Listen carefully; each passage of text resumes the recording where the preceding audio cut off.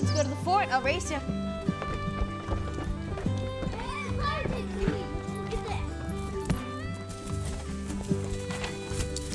Go, Claire. Put your map on the table. The creek is... Yeah. I think we should go to the creek. Okay, so we have to go beyond those two hills.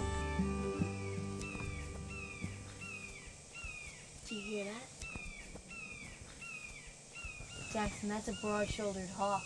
There's a creek. It's really close. Want to go find it? This way. Let's go this way.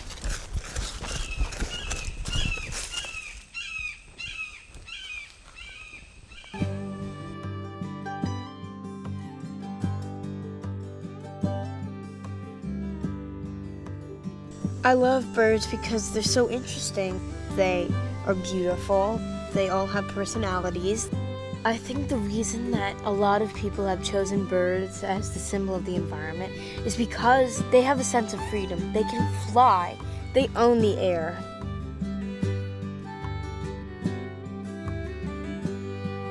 My dad's side of the family lives on the coast of the Gulf of Mexico. Those beaches are beautiful, or at least they were.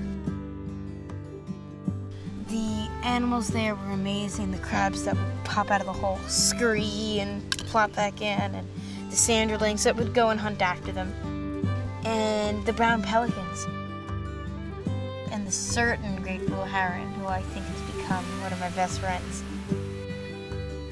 He'll go down into the water, take a fish, put it out, shake it, and swallow it head first.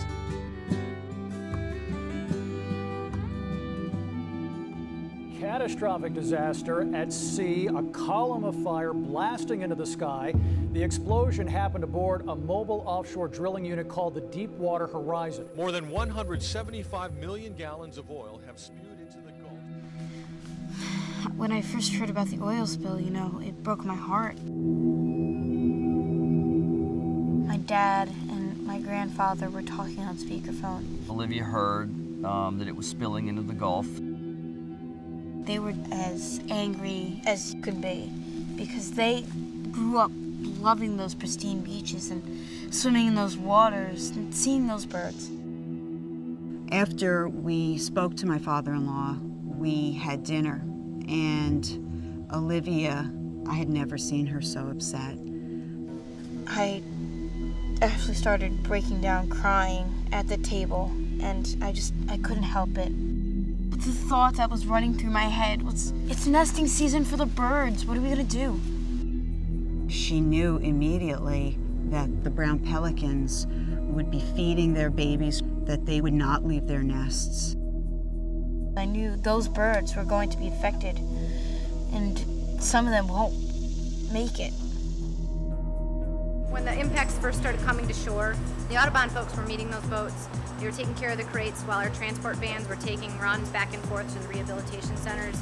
So basically they were the front line, first care treatment. Thinking about it that whole night, I decided to write a letter to Audubon. It was signed 11 years old and willing to help. The letter basically said I will do 500 drawings. For people who donate, they would get a drawing. And who knows, maybe I'll raise $200. I'll try. I've drawn ever since I was a little girl, ever since I could hold a pencil. The donation started a couple weeks after the explosion of the rig. Let me get it thick with a nice big brush. The drawings were called for in 3 weeks. It took me 3 months to finish them.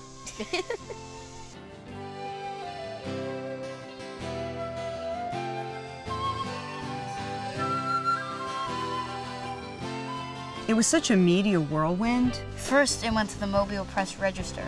Then it spread to the UK. The Guardian UK published an article saying, "Schoolgirl shames BP." From there, it went viral. Then Huffington Post. Then AOL Philanthropy. It was going crazy. My mother was getting like 100 emails an hour. Belgian newspapers, Italian TV. My mom was having a heart attack.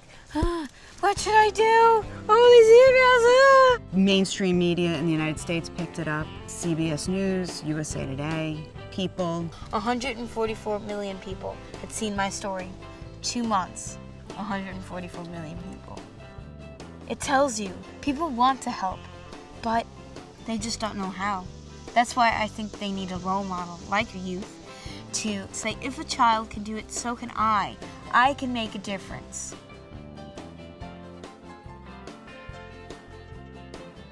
Olivia encouraged us to meet with our representatives in Washington, D.C. to advocate for alternative energy and the birds. We actually met with Ken Salazar. We should stop offshore drilling, stop relying on other countries. Have you ever seen a solar panel break down and it ends a whole ecosystem, destroys a whole way of life for people and animals? Have you ever heard of a solar spill? You don't have to do what I did, but everything that you do for our planet counts.